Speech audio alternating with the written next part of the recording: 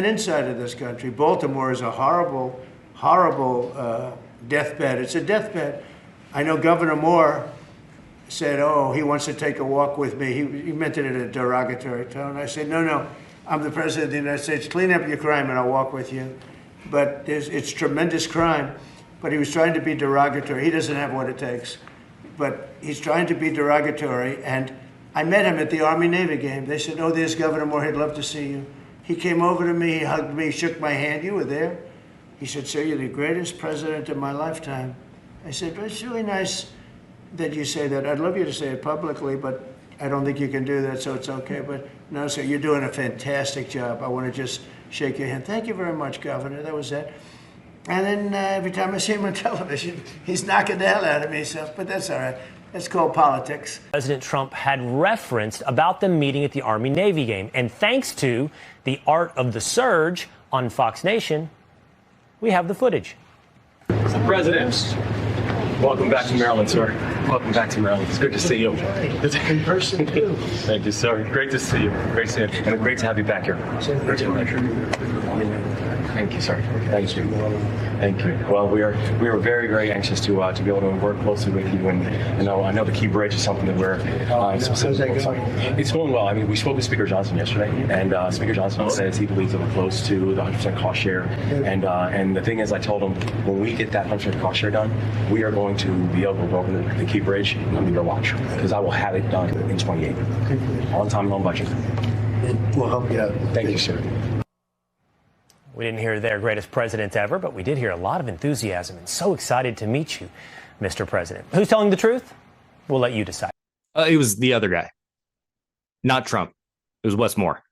Yeah, you can tell because of the words that the governor of Maryland used and how they're different from the words that Trump said he used. So, it's pretty simple, actually. Oh, wait, but this is Fox News. So maybe I should unpack this a little more, just in case anyone from Fox News is watching, which I'm sure they are. And hey, welcome. So just so you guys are aware at Fox News, if you look up the definition of lying, you will find very quickly that it is a present participle for the word lie. But if you look up lie in the dictionary and you go down a little bit, you will find that it is a false statement made with the intent to deceive. You know, like a liar.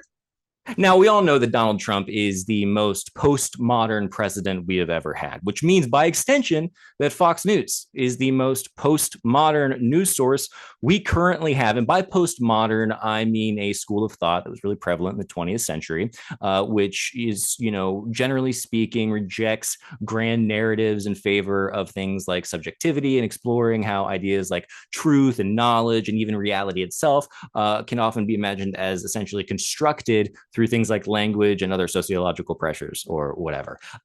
So that's what it is. And so when you have Fox News going, hey, we'll let you decide who's telling the truth after showing you exactly who's telling the truth, that is A, very postmodern, B, very funny and like a kind of pathetic sort of way. That is C, weaponizing a school of thought that they normally use as a boogeyman, because for them, postmodernism is essentially an empty signifier that they can just deploy for their own rhetorical needs. And then D, kind of a microcosm for how a lot of right-wing media works, unfortunately. But listen, what are they going to do? What are they going to comb through all this data on what crime is actually like in blue cities? No, they're not going to do that. These are postmodernists, y'all. They're going to go off vibes, and the vibes, they're crimey.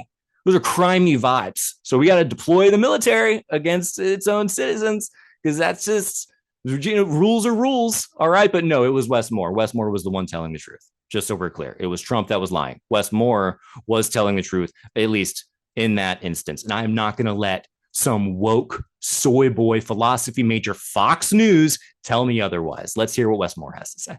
I'm a person who believes in my integrity. And I can tell you right now, that imaginary conversation that he revealed from the White House not only did not happen, but unfortunately, it's just a consistent thread and a consistent theme that we are seeing from the president of the United States, which is just a deeply sad state of affairs. That's just no way to talk about the greatest president in your lifetime, Governor Moore. Okay, which you definitely said or didn't, depending on, I guess, just where. I mean, who's to say what's even real or like not real anymore? Also, though, sad. Would you say this is sad? That's the word you chose. Sad. I don't know. I don't know that I'd go with sad. I actually wrote some words down. Let's see here. I have unsurprising, hypocritical, pathetic, insulting, deluded. Oh, I did write sad. Oh, awesome. Yeah, I couldn't see it because of the tear stains. But anyway, I think the important thing that Moore is bringing up here is just how consistent a theme this is with Trump. So when he's making up this story about someone flattering him, he's just making up another story that flatters him, which happens to map over very nicely with what's currently going on with Trump and crime in blue states.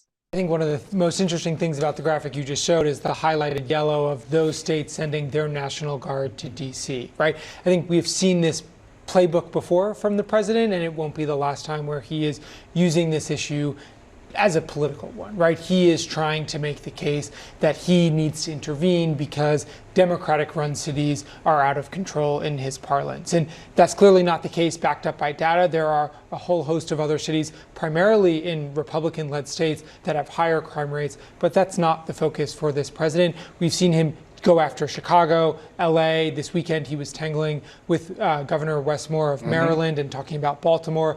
There is a playbook here that the president is using, and it's mostly driven by his politics. And one of the things just to note about Chicago's crime rate has actually been decreasing and at times has been at pre-pandemic levels. And so this focus on this out of control crime is misplaced based on where the data is. Not to say that there's no crime, but if you really look at the numbers, it is not the sort of picture the president is painting. Yeah, it's like he's lying. You could just say that, but I'll leave it up to you. Who's telling the truth? Oh, wait, this isn't Fox News. Yeah, he's lying. Also, why does everybody on CNN have to talk like it is their goal to make everything they have to say as boring and as obtuse as possible? Just talk like a human, And also, he's lying. Now, I hate to Mark Ruffalo any feathers here, but I myself I'm kind of against crime. I know. It's like, oh, here goes another liberal. But I'm actually against crime, whether it's in blue cities or red cities. I'm actually just that much of a bleeding heart that I don't think crime is like a good thing. But what I think is interesting here is the parallel rhetorical goals of both how Trump is treating all of this crime in blue cities and how he's just making up stories about Wes Moore saying he's the greatest president in his lifetime. In both instances, they serve to make Trump look like a bright and shining hero, whether it's a hypocritical and ineffective governor singing his praises, or whether it is crime data that you can just ignore so that he can be presented as like the savior to these cities. In either case, he comes out looking great, okay? And I think it's also important to remember that one of the primary reasons Trump even ran for president to begin with so long ago was because Obama made fun of him. So since then, he's just been like, I'm the best. And so when CNN does this thing where they get on and go, well, I think this is political for him. I think what CNN should do is get a little Fox News on him, by which I mean go postmodern. You know what I mean? Like, what do you mean political? I know what I think political means to me, but what does it mean to Trump? I like to think that political to Trump just means a way of making himself look good. And that's kind of it. And also, I think that, hear me out, I know it's a lot of hot takes. I think that's bad. I really do. But I do wonder if the Democrats will learn from it and adjust their strategy accordingly. Let's find out. Redistricting, or gerrymandering, as some people know it. You've said you don't like talking about it, but all options are on the table when it comes to your state. There's only one seat here that is actually Republican, and it's a seat held by Representative Andy Harris. Are you considering trying to redraw lines in Maryland? Yeah, when I say all options are on the table, all options are on the table. Are you actively looking at it now? Yeah, because I think we have to. Yes, and I think we have to, because I think what's happened is this is what people hate about politics in the first place: the fact that the president of the United States, very similar to what he did in Georgia, where he called up a series of voter registrants and said, "I need you to find me more votes." We're watching the same thing now, where he's calling up legislatures around the country and saying, "I need you to find me more congressional districts." He's doing it. That may be different, but Democrats redistrict. You know this, yeah. But Gavin Newsom's doing it right now. A few years ago in New York, we saw this. This can backfire. Do you really want to go down this road? I want to make sure that we have fair lines and fair seats, where we don't have situations where politicians are choosing voters, but that voters actually have a chance to choose their elected officials. We need to be able to have fair maps. And we also need to make sure that if the President of the United States is putting his finger on the scale to try to manipulate elections because he knows that his policies cannot win in a ballot box, then it behooves each and every one of us to be able to keep all options on the table to ensure that the voters' voices can actually be heard and we can have maps. In that one district where they have a Republican representative, that they are actively being represented in Maryland? I think if you look at maps across the country, less than 10% of congressional seats are actually competitive by nature. Less than 10%. And so if you look at the average win margin in our state and so many states, the average win margin is upwards of 20 to 30%. So that means we already have so many gerrymandered areas that we have to be able to add a measure of fairness in the way that it's applied. And so, yes, all options need to be on the table in the state of Maryland.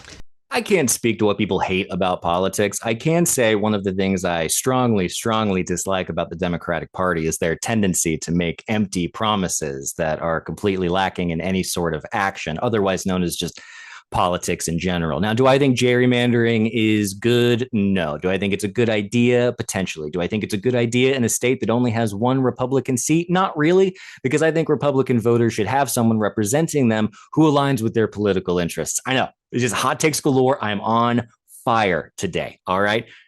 Goodness gracious. Do I think Wes Moore is just saying all options are on the table so that he can throw out the idea of redrawing their maps on national television to gain some political points? I sure do. But what do you expect from a guy who thinks that Donald Trump is one of the greatest presidents in his lifetime? Anyway, the sad truth here, and I mean this objectively, is that Trump does not live in reality. Whether it's about what the actual state of crime is or what someone, just said to him or what voters actually want, all that matters is what makes Trump look good. And before you go, oh, this is just more Trump derangement syndrome, let me be very clear. Yeah, it is. Because Trump is, the man's deranged. And that is, well, I'm going to cover this again and say it's bad. When somebody, like, I'm old enough to remember when people said Bush lied, people died. Okay, that was around the time of the Iraq War. But the difference here is that when the Bush administration lied, okay, they did so in a way that painted themselves as cowboys. And when Trump lies, he paints himself in a way that makes himself look like a savior. Okay. And the thing is, when you paint yourself in a way to look like a cowboy, at least that's part and parcel of America's image of itself, right? Like the cowboy, can you think of anything more American? It evokes ideas of like freedom and ruggedness and individuality and very simple binary moralism, like all the things that, for better or worse, are at least American. Okay. And then you have Trump, who paints himself as a savior, who adjusts reality how he sees fit in any way that can make him look like the one person who can save everybody. And the thing is, that's not part of America's image of itself. In fact, it's anti-American. It's anti the genesis of America when we decided we didn't want a king. And it's actually anti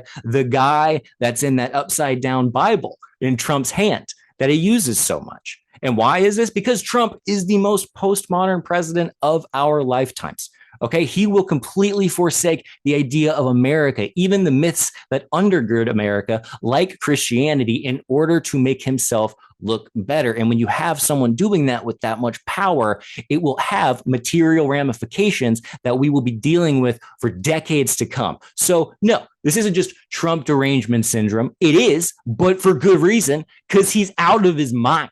All right. It's not pearl clutching. It's power grabbing. And that is bad because it affects people in a very real way. OK, that's at least my take on it. Both the lying is bad, lying bad, crime bad. OK, when you lie in a way that like appeals to the American sensibilities, still bad. Right. I mean, for God's sake, there's not going to be the amount of deaths caused, likely, God willing, by the Trump administration as were caused by the Bush administration. But what Trump is doing is killing the soul of America. Because it's anti-American, it's anti-Christian, and it's anti all the very things that the people who support him claim to be all about. So anyway, this has been another rambling session. Believe it or not, I did have bullet points and it just sort of flies off the handle sometimes. And I apologize for that, but maybe none of that actually happened. And maybe if you felt like that happened, you're wrong and I'm right. And we can just all decide together what's real and what isn't actually. And also postmodernism is a really served a very beneficial function and still does to this day. And it is not as popular as it once was, but it is useful for this purposes of deconstruction and to know where these ideas come from so that you can be better aware of what the underlying factors are that make up the maybe I'll make up for rambling by just rambling more. Bye everybody.